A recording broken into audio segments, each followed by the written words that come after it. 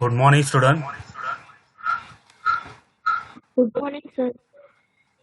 Good morning, sir. Good morning. Good morning. Good Good morning. morning, Good sir. morning. Good morning, sir. Phone mute करा. पण in previous lecture मध्ये आपण basic accounting terminal पाहिलेला आहोत आणि त्याचबरोबर आता या फर्स्ट टॉपिक मधला शेवटचा भाग accounting concept, convention and principles हे पाहणार आहोत. तर अकाउंटिंग कन्सेप्ट आणि कन्व्हेन्शन आणि प्रिन्सिपल जवळजवळ 12 कन्व्हेन्शन्स आणि प्रिन्सिपल्स आहेत. त्यापैकी कन्व्हेन्शन्स अँड प्रिन्सिपल 4 आहेत आणि अकाउंटिंग कन्सेप्ट 8 आहेत. त्याचा मिनिंग, अर्थ आणि इम्पॉर्टन्स ऑफ अकाउंटिंग कन्सेप्ट तर आपण पाहणार आहोत. तर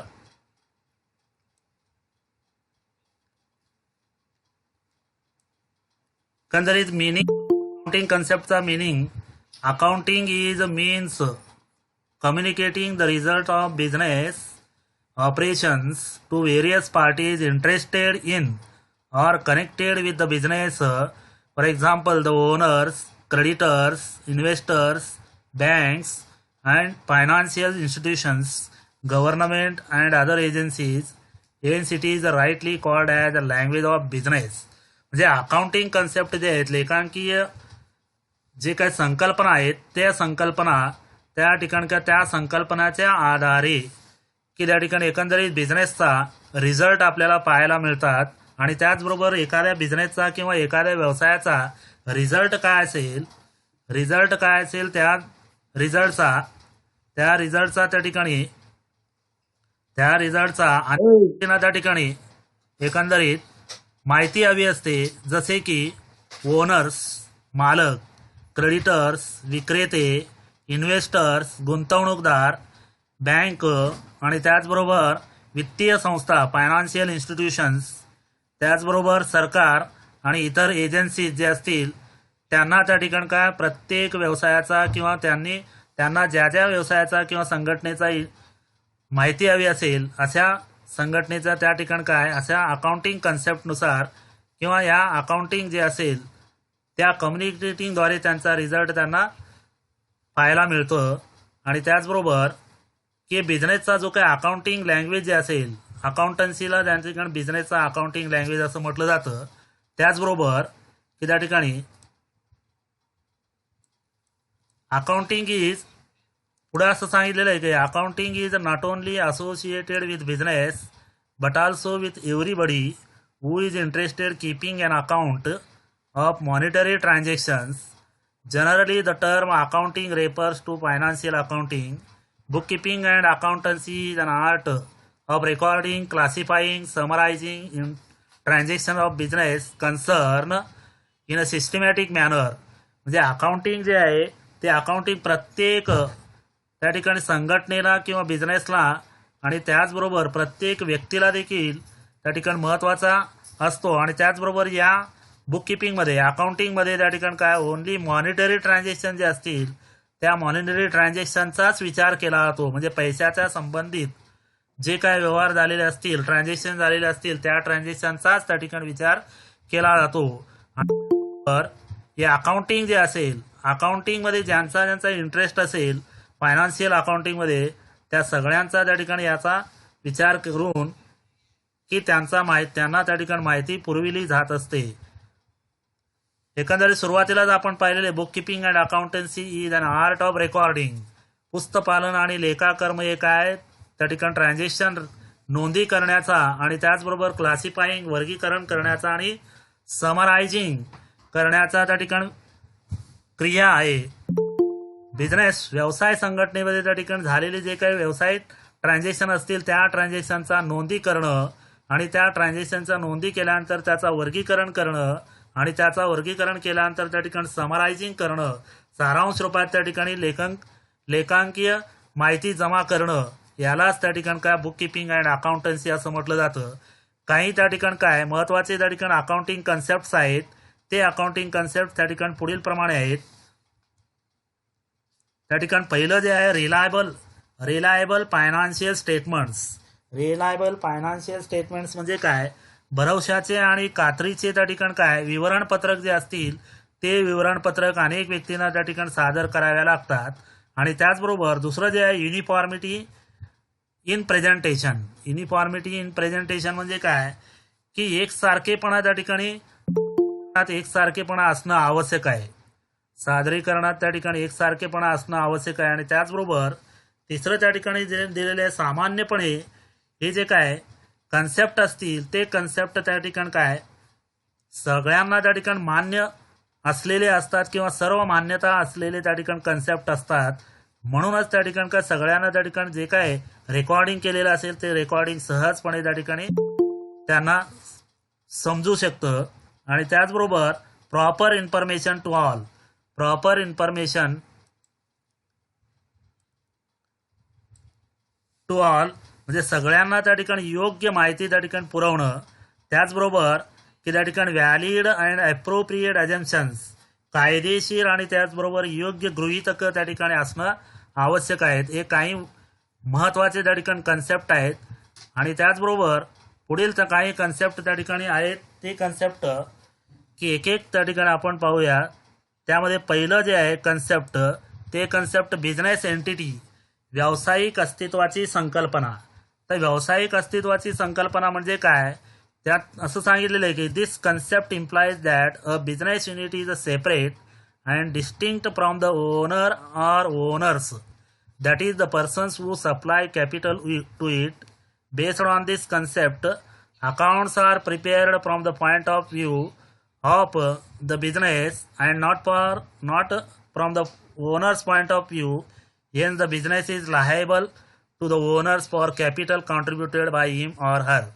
त्या ठिकाणी असं सांगितलेलं आहे या व्यावसायिक अस्तित्वाची त्या ठिकाणी संकल्पनामध्ये की जे काय अकाउंटिंग केलं जातं ते अकाउंटिंग त्या ठिकाणी एकंदरीत बिझनेस आणि त्याचबरोबर त्या बिझनेसला पुरवणारे ज्या काही व्यक्ती असतील म्हणजे मालक असेल की त्या मालकांना काय सेपरेशन त्या ठिकाणी व्हायला पाहिजे. बिझनेस एंटिटी म्हणजे काय व्यवसाय आणि व्यवसायाचा मालक जो असेल तो मालक त्या ठिकाणी सेपरेट असल्यामुळं की त्या व्यवसायाला पुरवणारे जे काही व्यक्ती असतील भांडवल पुरवणारे जे काही व्यक्ती असेल म्हणजे मालक जो असेल तो मालक. आणि त्याचबरोबर अकाउंटिंग जे आहे ते अकाउंटिंग फक्त आणि फक्त त्या ठिकाणी काय व्यवसायाच्या संबंधितच त्या ठिकाणी करणं आवश्यक आहे. त्यांच्या मालकाच्या त्या ठिकाणी वैयक्तिक जे काही ट्रान्झॅक्शन असतील त्या ट्रान्झॅक्शनची त्या ठिकाणी या बिझनेसच्या व्यवहारामध्ये त्या ठिकाणी रेकॉर्ड केला जात नाही. म्हणजे एकंदरीत जे काही ट्रान्झॅक्शन असतील ते फक्त व्यवसायातील होणाऱ्या ज्या काही ट्रान्झॅक्शन असतील त्या ट्रान्झॅक्शनची नोंद की रेकॉर्डिंग करून अकाउंटिंग केला जातो. म्हणजे बिझनेस एंटिटी त्या ठिकाणी काय बिझनेसचा अस्तित्व त्या ठिकाणी दाखवावा लागतो.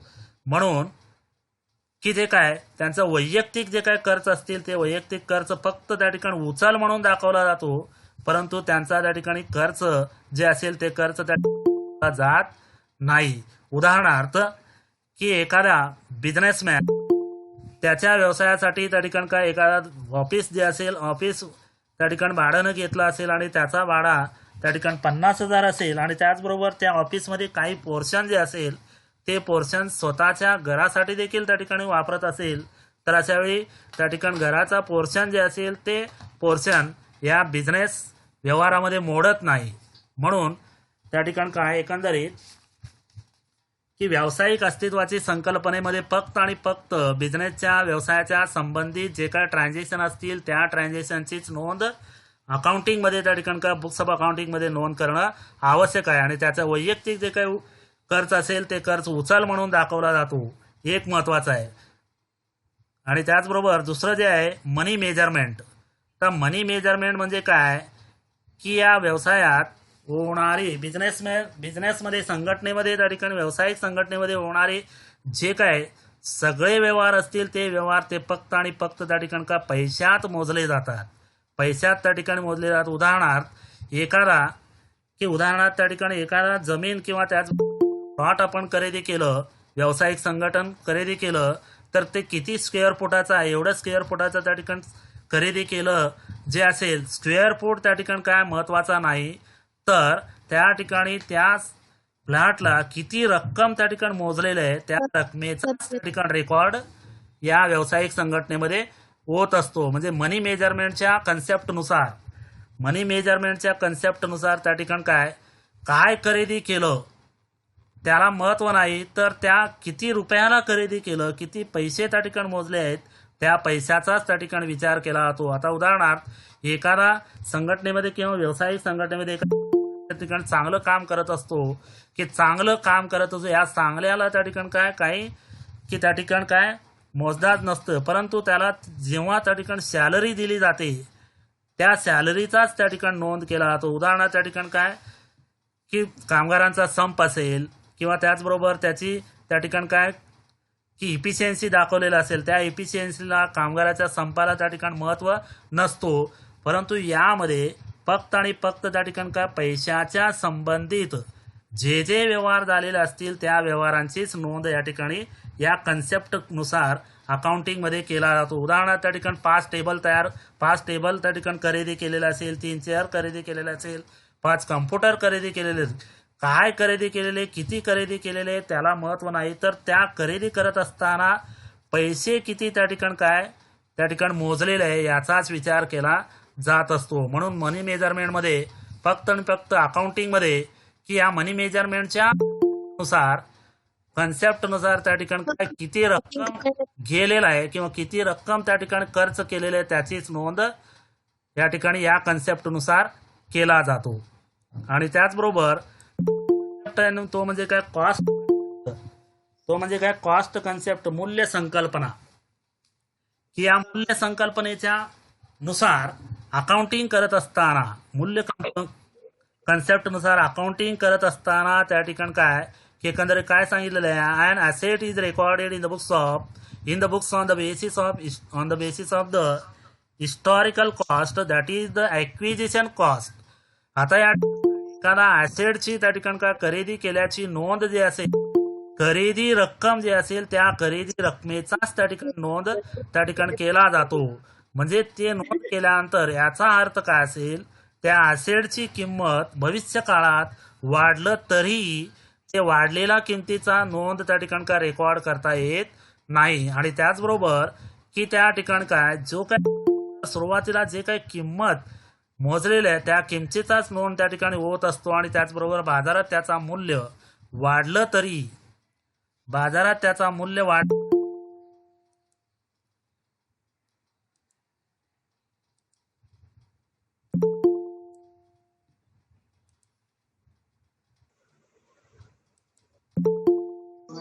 हेलो सर, आवाज ही नाही. एक मिनिट.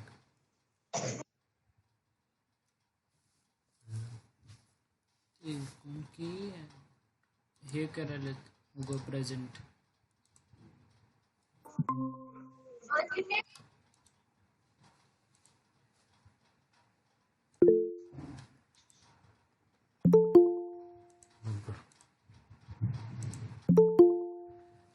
त्या कॉस्ट कन्सेप्टनुसार सर स्क्रीन दिसायला. स्क्रीन दिसेल. हॅलो, दिसायला का?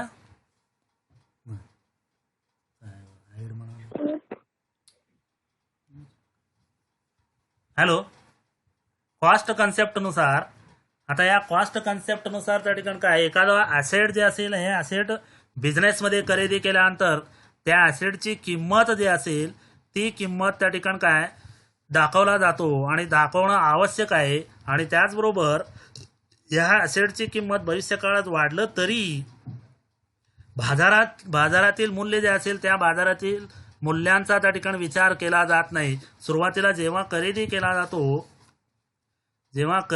जातो त्या खरेदीचाच किंमत त्या ठिकाणी रेकॉर्डिंगमध्ये समावेश असतो.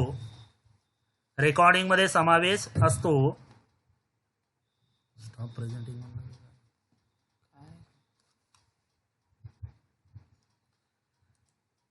हॅलो, कॉस्ट कन्सेप्टनुसार खरेदी जे काय मूल्य असेल त्या मूल्याचाच त्या ठिकाणी प्रत्येक वेळी विचार केला जातो. बाजारात कितीही त्या ठिकाणी त्याची किंमत वाढलं किंवा कमी झालं तरी त्याचा विचार केला जात नाही या कन्सेप्टनुसार. त्याचबरोबर कन्सिस्टन्सी कन्सेप्ट, आता कन्सिस्टन्सी कन्सेप्ट म्हणजे काय, सातत्य संकेत. म्हणजे एकंदरीत काय की सुरुवातीला अकाउंटिंग जे काय टेक्निक्स असतील किंवा अकाउंटिंग जे काय करत असताना ते त्या अकाउंटिंगचा त्या ठिकाणी जे पद्धत त्या ठिकाणी वापरलेला असेल तो पद्धतच त्या ठिकाणी काय दीर्घ काळापर्यंत त्या ठिकाणी तो पद्धतच त्या ठिकाणी दीर्घ काळापर्यंत वापरणं आवश्यक असतो. सर आवाज येईना. आवाज येणं म्हणतात सर चार्ट करायला हे आलेलं आहे पहा. हॅलो, सर आवाज येईना. नेटवर्क प्रॉब्लेम असेल, पण नेटवर्क प्रॉब्लेम असेल, काही जणांना येतंय काही जणांना येत नाही, थोड्या वेळानं येईल. येत आहे सर. हा येत आहे सर. हा ओके. कन्सिस्टन्सी कन्सेप्ट म्हणजे काय की त्या ठिकाणी सातत्य संकेत. म्हणजे एकंदरीत सातत्य संकेत याचा अर्थ काय, सुरुवातीला अकाउंटिंग प्रोसिजर प्रमाणे किंवा अकाउंटिंग जी काही पद्धत असेल ती पद्धत सुरुवातीला ज्यावेळेस व्यवसायामध्ये वापरला जातो तीच पद्धत दीर्घकाळापर्यंत त्या ठिकाणी ठेवणं आवश्यक आहे. त्या ठिकाणी ठेवणं आवश्यक आहे. त्यामध्ये कुठल्याही प्रकारचा न्यू टेक्निक्स आले म्हणून, इम्प्रुव्हमेंट आलं म्हणून त्या ठिकाणी काय त्याचा वापर लगेच करायचा नसतो. म्हणजे एकंदरीत सुरुवातीला जे काही पॉलिसी वापरलेलं असेल त्याचीच त्या ठिकाणी काय शेवटपर्यंत त्या ठिकाणी वापरणं आवश्यक आहे. उदाहरणार्थ त्या ठिकाणी ॲसेटची किंमत त्या ठिकाणी दरवर्षी कमी होत असते. हे कमी होत असताना चार्जेस जे काही कमी करण्याची जे काही पद्धत असेल ती पद्धत सुरुवातीला जी वापरलेली आहे तीच पद्धत त्या ठिकाणी काय वापरणं आवश्यक आहे. तीच पद्धत त्या ठिकाणी वापरणं आवश्यक आहे. लगेच त्या ठिकाणी काय एकंदरीत त्यामध्ये चेंज करणं आवश्यक नाही या कन्सेप्टनुसार. आणि त्याचबरोबर पुढचा कन्सेप्ट आहे तो म्हणजे कॉन्झर्वेटिझम. तर कॉन्झर्वेटिझम सर स्क्रीन दिसली नाही. सर स्क्रीन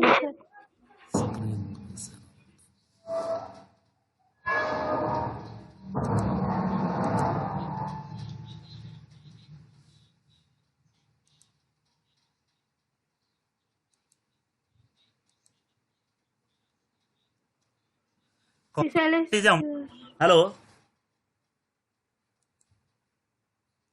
कॉन्झर्वेटिझम कन्सेप्ट म्हणजे काय की एकंदरीत की त्या ठिकाणी काय जे काही पद्धत वापरलेली असेल की पद्धत वापरत असताना त्यामध्ये फक्त आणि फक्त त्या ठिकाणी नफ्याचा त्या ठिकाणी विचार करायचा नसतो, तर त्या ठिकाणी काय तोट्याचा देखील विचार करावा लागतो. जेणेकरून की जे काही तोटा झालेला असेल त्या तोट्याचा त्या ठिकाणी काय भरपाई जी असेल पुढे जाऊन त्या ठिकाणी काय एकंदरीत की ॲसेट्स आणि त्याचबरोबर लॅबिलिटीज हे सारखा त्या ठिकाणी ठेवण्यासाठी की फक्त आणि फक्त त्या ठिकाणी तोट्याचा विचार न करता की नफ्याचा विचार न करता त्या ठिकाणी तोट्याचाही विचार केलं तर त्या ठिकाणी भविष्यकाळात जे काही झालेला तोटा असेल तो तोटा त्या ठिकाणी काय की भरून काढण्याचा त्या ठिकाणी काय भरून काढण्याचा की एकंदरीत की पॉलिसी जी असेल भरून त्या ठिकाणी काढता येतं. म्हणून की अकाउंटिंग करत असताना त्या ठिकाणी काय to play safe while writing the account लिहित असताना हे जे काय असेल अकाउंटिंग करत असताना आपण जे काही लिखाण करत असतो ते लिखाण आपल्याला भविष्यकाळात त्या ठिकाणी त्या लिखाणापासून कोणत्याही अडचण येऊ नये या दृष्टिकोनातून की त्या ठिकाणी नफ्याचा विचार न करता त्या ठिकाणी जे काही तोटा झालेला असेल त्या तोट्याचा देखील वेळोवेळी विचार करून त्या ठिकाणी काय स्टॅबिलिटी त्या ठिकाणी दोन्ही मध्ये ठेवणं आवश्यक आहे. याला कन्झर्वेटिझम कन्सेप्ट असं म्हटलं जातं. आणि उदाहरणार्थ त्या ठिकाणी काय असेल the closing stock in the factory is valued at ₹25,000 at cost price and ₹35,000 it is market price, but while recording in the books value of ₹25,000 will be considered being is the lowest of all. म्हणजे या ठिकाणी काय की recording करत असताना आपल्याकडे जे काय स्टॉकची किंमत जी असेल त्या स्टॉकची गुड्सची क्लोजिंग स्टॉकची म्हणजेच काय अखेर माल शिल्लकाची त्या ठिकाणी किंमत ₹25,000 असेल आणि बाजारात त्याचा मूल्य 35,000 असेल, परंतु आपल्याला त्या ठिकाणी बुक्स ऑफ अकाउंटमध्ये 25,000च त्या ठिकाणी दाखवणं आवश्यक आहे. जी किंमत कमी असेल त्या किमतीचाच त्या ठिकाणी काय विचार केला जातो. पुढे जाऊन आपण त्या ठिकाणी प्रॅक्टिकल जे काय एक्झाम घेत असतो त्या प्रॅक्टिकल प्रॉब्लेम घेत असताना या संबंधित आपण पाहणारच आहोत. म्हणजे एकंदरीत की बाजार मूल्य किती का असे ना आपण खरेदी केलेला किंवा आपण काढलेले जे काही मूल्य असेल त्या मूल्याचाच रेकॉर्ड बुक्स ऑफ अकाउंटमध्ये होत असतो. आणि त्यानंतर पुढचा त्या ठिकाणी कन्सर्न्स तो म्हणजे काय गोईंग कन्सर्न. पुढचा कन्सेप्ट तो म्हणजे काय गोईंग कन्सर्न.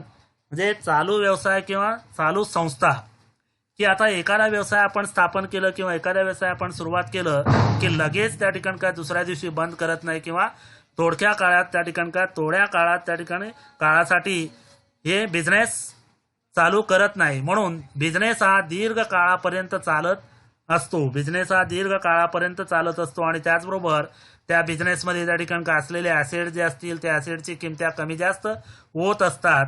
म्हणून त्या ठिकाणी काय आणि त्याचबरोबर कमी जास्त होत असतात. म्हणून हे जे काय असेल की बिझनेस हा सतत चालणारी क्रिया आहे. लगेच आज आपण चालू केलं आणि त्याचबरोबर उद्या बंद झालं असं होत नाही. म्हणून त्या ठिकाणी काय एकंदरीत की जे काय की त्या ठिकाणी काय आगाऊ खर्च असतील किंवा त्याचबरोबर जे काय रक्कम येणं असेल किंवा त्याचबरोबर आलेले असेल या सर्वांचा विचार करून त्या ठिकाणी काय अकाउंटिंग केला जात असतो. आणि त्याचबरोबर पुढचा महत्त्वाचा त्या ठिकाणी काय कन्सेप्ट आहे तो म्हणजे रिअलायझेशन. रिअलायझेशन म्हणजे रोखीकरण. तर रोखीकरण म्हणजे काय की आपण पाहिलेलं आहे मनी मेजरमेंट जे जास्त आपण अकाउंटिंगमध्ये पाहतो. म्हणजे एकंदरीत income is recorded only Wien it is realised. म्हणजे काय इन्कम ज्यावेळेस इन्कमची नोंद उत्पन्नाची नोंद केव्हा होत असते की त्यावेळेस either it is received or earn. Either it is received or earn म्हणजे इन्कम जे असेल ते मिळालं असेल किंवा मिळणारा असेल मिळाला असेल किंवा मिळणारा असेल अशा वेळेस त्या इन्कमचा महसुली इन्कम असं आपण त्या ठिकाणी म्हणून रेकॉर्डिंग करत असतो आणि त्याचबरोबर त्याचा इफेक्ट त्या ठिकाणी काय पाहत असतो. आता आणि त्याचबरोबर प्रत्यक्ष जेव्हा की त्या ठिकाणी काय प्रत्यक्ष जेव्हा रक्कम वसूल होत असते तेव्हाच त्या ठिकाणी नोंद होत असते. आता उदाहरणार्थ फॉर एक्झाम्पल प्रमाणे की त्या ठिकाणी एक्झाम्पल एक दिलेलं आहे a company gets an order for sale of goods ₹1,00,000. कंपनीनं एका कंपनीनं त्या ठिकाणी काय 1,00,000 रुपयाचा ऑर्डर त्या कंपनीला मिळालेला आहे. मिळालेलं केव्हा मिळालेलं आहे मे 2017ला त्या ठिकाणी काय एका कंपनीला की 1,00,000 रुपयाचा त्या ठिकाणी काय ऑर्डर मिळालेलं आहे आणि 1,00,000चा ऑर्डर मिळालेलं आहे. आणि आता या ठिकाणी काय या ऑर्डर पैकी goods of only ₹60,000 are sold. म्हणजे या ऑर्डर फक्त 60,000 रुपयाचा माल विकलेला आहे आणि त्याची डिलिव्हरी जी आहे जूनला केलेली आहे. म्हणजे मे मध्ये ऑर्डर आलेले 1,00,000 रुपयाचा मे मध्ये ऑर्डर आलेले 1,00,000 रुपयाचा मालाचा ऑर्डर आलेला आहे आणि त्यापैकी 60,000 रुपयाचा माल विकलेला आहे आणि तो माल त्या ठिकाणी पाठवलेला आहे जून 2017मध्ये. आणि त्याचबरोबर जून 2017मध्ये पाठवल्यानंतर पैसे आलेले 60,000 रुपये सप्टेंबरमध्ये. म्हणजे याचा अर्थ त्या ठिकाणी काय जे 60,000 पाठवलेले आहे आणि आलेले रक्कम 60,000 आले त्याचीच नोंद त्या ठिकाणी होत असते. त्याचीच नोंद त्या ठिकाणी काय जूनमध्ये होत असते. 1,00,000ची नोंद त्या ठिकाणी होत नाही. जेवढे त्या ठिकाणी माल पाठवलं त्या मालाच्या मोबदल्यात त्या ठिकाणी किती रक्कम आलं हे महत्व आहे.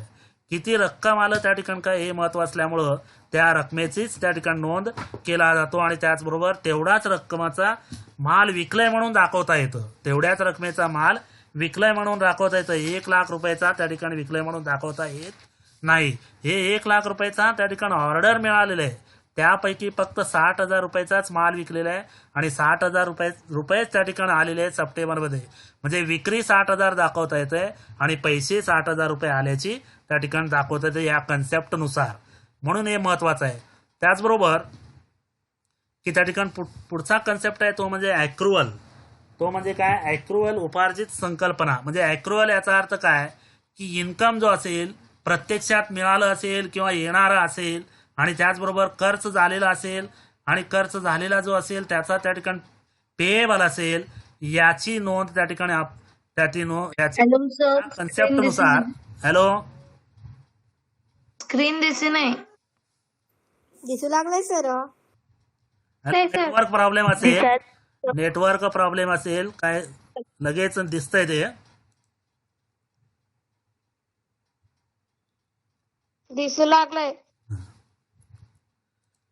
सर दिसतंय. काही जणांना नेटवर्क प्रॉब्लेम असेल थोडं थांबून पुन्हा दिसतंय की आता या ठिकाणी ॲक्रुअल कन्सेप्ट म्हणजे काय की ॲक्रुअल कन्सेप्टनुसार त्या ठिकाणी प्रत्यक्ष उत्पन्न मिळालं किंवा मिळणारा असेल त्याचबरोबर खर्च झालेला असेल किंवा खर्च झालेला जे असेल ते खर्च देणं असेल या दोन्हीचाही त्या ठिकाणी या कन्सेप्टनुसार त्या ठिकाणी विचार केला जात असतो. म्हणजे एकंदरीत काय, all expenses and revenues related to the accounting period, म्हणजे त्या अकाउंटिंग पिरियडचा त्या ठिकाणी काय जे काय खर्च असेल, जे काय उत्पन्न असेल, ते उत्पन्न प्रत्यक्ष मिळालं असेल किंवा मिळणारं असेल, किंवा त्याचबरोबर खर्च केलेला असेल आणि खर्च केलेला जे काही पैसे देणं असेल, त्या दोन्हीचाही विचार या कन्सेप्टनुसार त्या ठिकाणी केला जातो. आणि त्याचबरोबर आता महत्वाचा पुढचा कन्सेप्ट जो आहे तो म्हणजे ड्युएल ऍस्पेक्ट किंवा ड्युएल कन्सेप्ट असं म्हटलं जातं.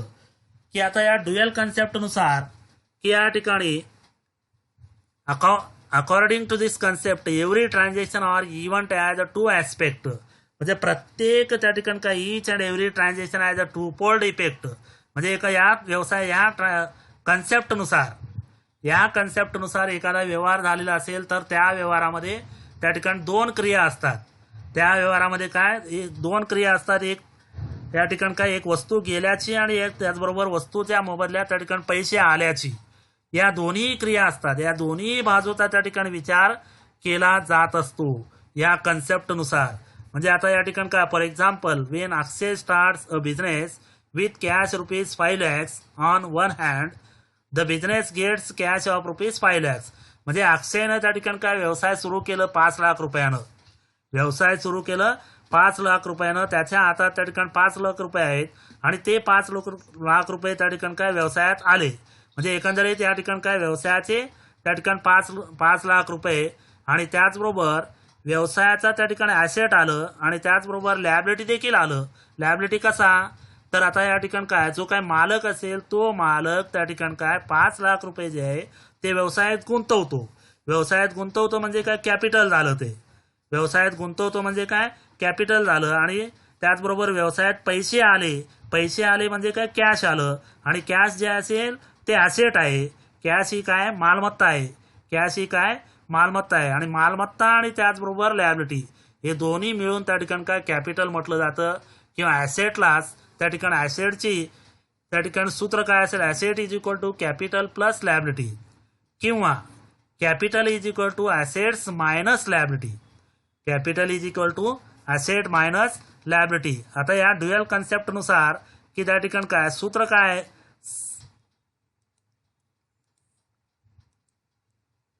सूत्र काय असेल तर की capital plus liabilities is equal to assets, म्हणजे याचाच अर्थ त्या ठिकाणी काय ॲसेट्स इज इक्वल टू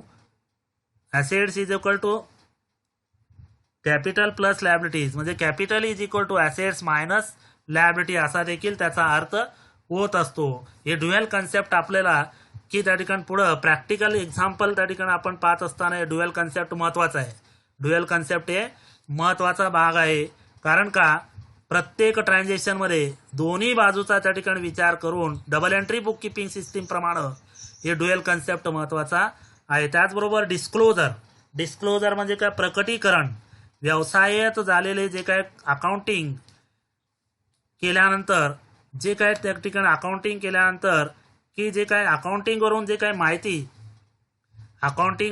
माहिती आपल्याला मिळते, मटेरियल इन्फॉर्मेशन, त्या इन्फॉर्मेशनचा त्या ठिकाणी का पूर्ण आणि पूर्णपणे त्या ठिकाणी इन्फॉर्मेशन दाखवणं आवश्यक आहे. कोणाकोणाला दाखवणं आवश्यक आहे, त्या ठिकाणी relevant, reliable, comparable and understand by concern authorities. आता कन्सर्न अथॉरिटीज कोण कोण आहेत, त्या ठिकाणी मालक असेल, ओनर्स असतील, किंवा त्याचबरोबर इन्व्हेस्टर्स असतील, त्याचबरोबर क्रेडिटर असतील, त्याचबरोबर त्या ठिकाणी सरकार असतील. या सगळ्यांना त्या ठिकाणी काय अकाउंटिंग केल्यानंतर त्याची त्या ठिकाणी का प्रत्येक गोष्ट त्या ठिकाणी त्यांना सादर करणं आवश्यक आहे. म्हणजे त्या ठिकाणी फायनान्शियल पोझिशन त्या ठिकाणी काय त्या बिझनेसचा. Hello sir. Hello, network problem. Hello sir, आवाज येईना. मध्ये नेटवर्क प्रॉब्लेम येत असतो, त्यामुळं थोडा आवाज कमी जास्त किंवा स्क्रीन देखील त्या ठिकाणी काही वेळा दिसत नाही.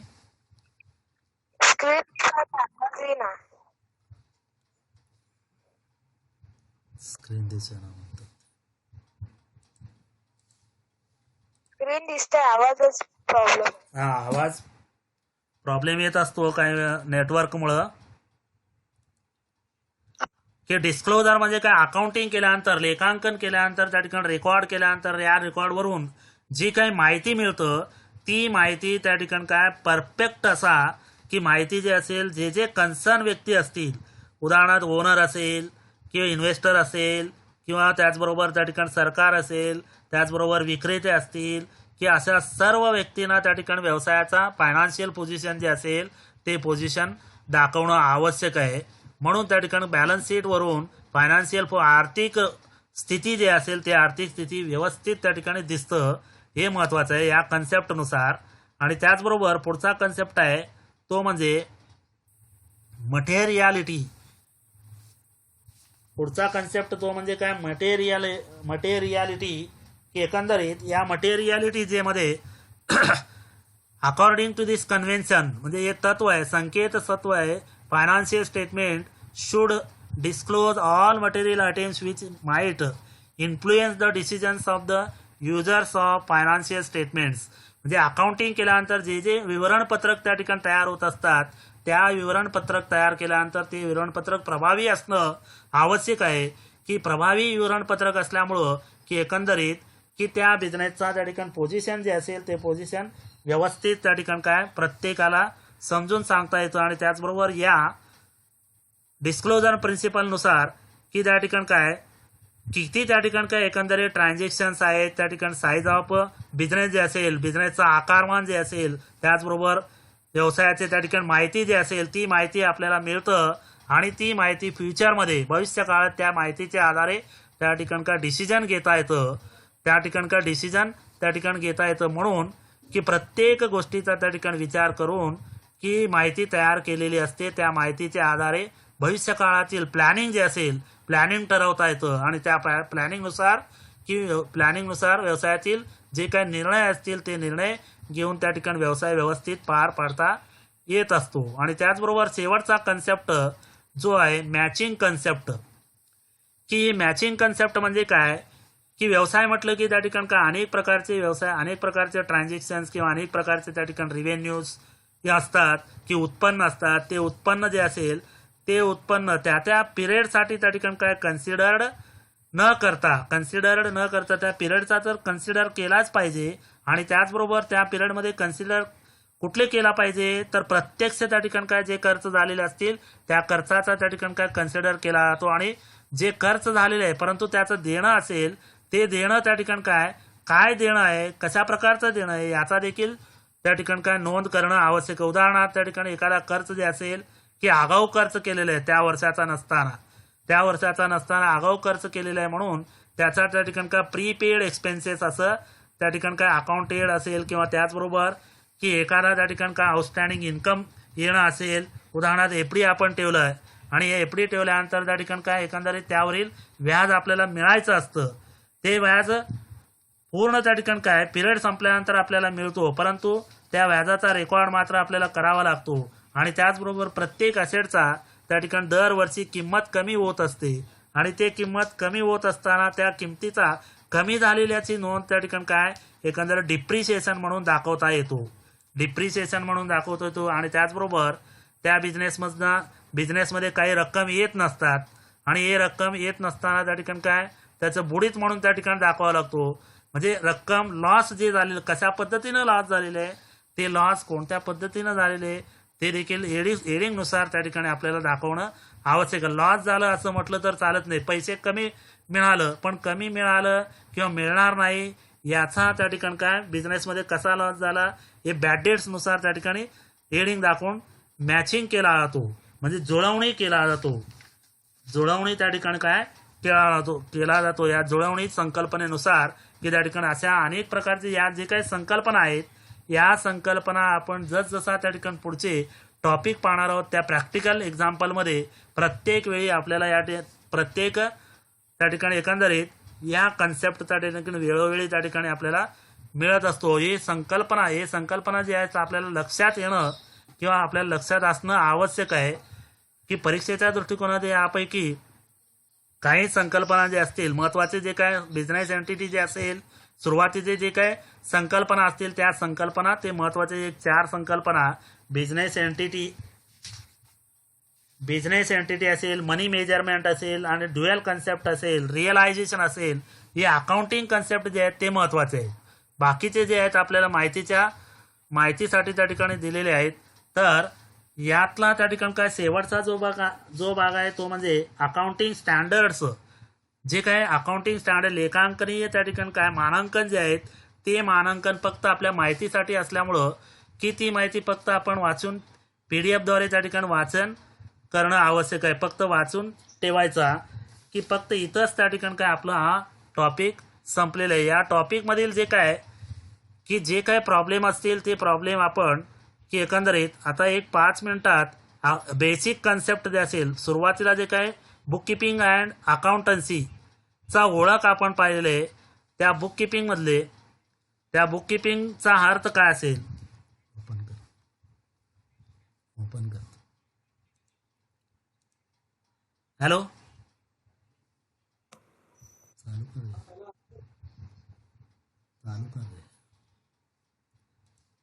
हॅलो बोला सर. हॅलो. हा, आपण या ठिकाणी काय या टॉपिकमध्ये बुक किपिंगचा त्या ठिकाणी ओळख पाहिलेले आहे आणि ओळख करत असताना त्या ठिकाणी डेफिनेशन पाहिलेले. कोणाला त्या ठिकाणी डेफिनेशनचा अर्थ सांगता येतं का किंवा डेफिनेशन काय आहे ते कोणाला सांगता येतं का? सांगा एक 5-2 मिनिटात. बुक किपिंगचा त्या ठिकाणी डेफिनेशन काय आहे, व्याख्या. हॅलो. Hello sir. बुक किपिंगची व्याख्या. bookkeeping is a art of science recording business transaction. Book keeping is an art and science recording the business transaction. म्हणजे एका वाक्यात त्या ठिकाणी व्यवसायाचे जे काही नोंदी आहेत, व्यवहाराचे नोंदी करण्याच्या प्रक्रियेला त्या ठिकाणी बुक किपिंग असं म्हटलं जातं. हे बुक किपिंग कोणाकोणाला त्या ठिकाणी काय उपयोगीचे आहेत. आपण युटिलिटी ऑफ बुक किपिंग पाहिलेलं आहे. पहा, युटिलिटी ऑफ बुक किपिंग पाहिलेले आहे. त्या युटिलिटी ऑफ बुक किपिंगचे कोणाकोणाला त्या ठिकाणी काय उपयोग आहेत. Recording Owner, owner, customer, government, investors, management, investors, customer, good, बरोबर आहे, लेंडर, डेव्हलपमेंट. बरोबर आहे. आता या ठिकाणी काय बुक किपिंगचा उद्देश, बुक किपिंग ठेवण्याचे उद्देश काय आहेत. बुक किपिंग ठेवण्यामागचे अकाउंटिंग बुक्स ऑफ अकाउंट ठेवण्यामागचा उद्देश काय आहे.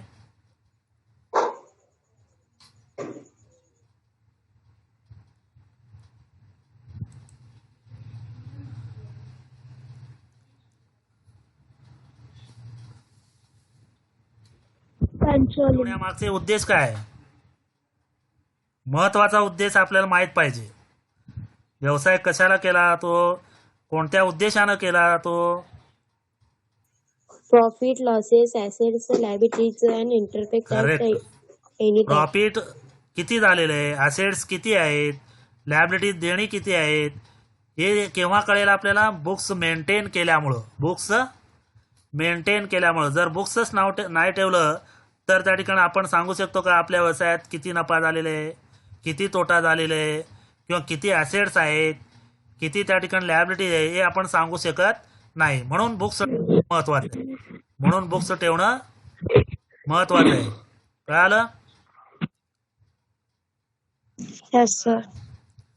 तर या संबंधी जे काय स्क्रीनशॉट आहे आज मी पाठवणार आहे, ते स्क्रीनशॉट आपण आपल्या बुक्समध्ये लिहून काढायचं. आणि त्याचबरोबर पुढच्या आपल्याला ऑनलाईन क्लासेसला की त्या ठिकाणी एकंदरीत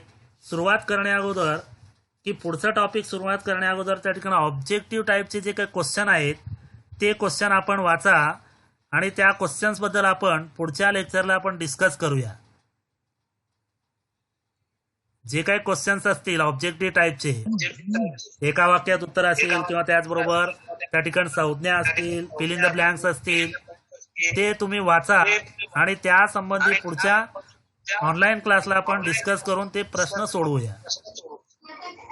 धन्यवाद. Okay, bye sir. Okay sir. Okay sir.